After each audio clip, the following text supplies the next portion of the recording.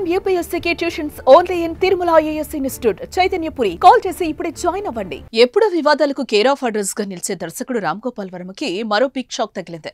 2 ఏళ్ల నాటి కేసుకు సంబంధించి రామ్ గోపాల్ వర్మపై నాన్ బెయిలబుల్ వారెంట్ జారీ చేయడంతో పాటు 3 నెలల జైలు శిక్ష విధించింది. 7 సంవత్సరాల నాటి చెక్ బౌన్స్ కేసును విచారించిన ముంబైలోని అంధేరి మెజిస్ట్రేట్ కోర్టు రామ్ గోపాల్ వర్మకు 3 నెలల జైలు శిక్షతో పాటు జరిమానా కూడా విధించింది.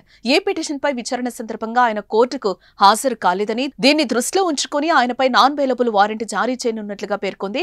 అయితే రామ్ గోపాల్ వర్మ 3 నెలల్లో ఫిర్యాదుదారుడికి 3,72,219 రూపాయల నష్టపరిహారం చెల్లించాలని, కుదరకపోతే 3 నెలల పాటు జైలుకు వెళ్లే అవకాశం ఉందని కోర్టు తెలిపింది. ఈ నేరం నెగోషియబుల్ ఇన్స్ట్రుమెంట్స్ చట్టంలోని సెక్షన్ 131 కిందకొస్తుందని, దీని కింద చిత్ర నిర్మాతపై చట్టపరమైన చర్యలు తీసుకోబడిందని కోర్టు స్పష్టం చేసింది. ఇక చెక్ బౌన్స్ కేసులో రామ్ గోపాల్ వర్మ ఇప్పటికే 2022లో ఒకసారి బెయిల్ పొందారు. అయితే రామ్ గోపాల్ వర్మకి ఇలాంటి కేసులు కొత్తేం కాదు. ఎప్పుడు ఏదో ఒక వివాదంలో చిక్కుకోవడం రామ్ గోపాల్ వర్మకు ఫ్యాషన్ గా మారిపోయింది.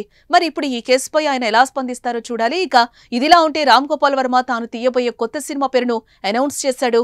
అత్యంత భయానక జంతువు కేవలం మనిషి మాత్రమే. సత్య ఫిల్మ్ కన్సెషన్ నోట్కు కొనసాగింపుగా ఇప్పటి వరకు తీయనంత అతిపెద్ద చిత్రాన్ని ట్విట్టర్ వేదికగా ప్రకటించాడు. తీస్తున్నానంటూ ఈ సినిమా పేరు సిండికేట్.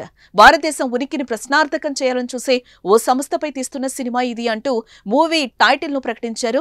గత 10 ఏళ్లలో చెప్పుకోదగ్గ క్రిమినల్ ఆర్గనైజేషన్ ఏదీ రాలేదు. కానీ ఇప్పుడు ప్రజల మధ్య ఏర్పడిన విభజన రేఖలు ఓ కొత్త సంస్థకు ఊపిరిపోస్తున్నాయి.